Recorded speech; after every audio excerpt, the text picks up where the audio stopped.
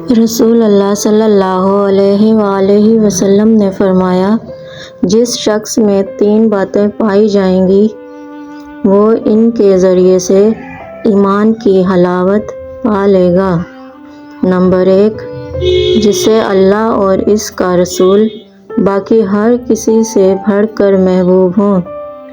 Number 2، جس کسی سے بھی محبت کرے اللہ ہی کے لیے کرے۔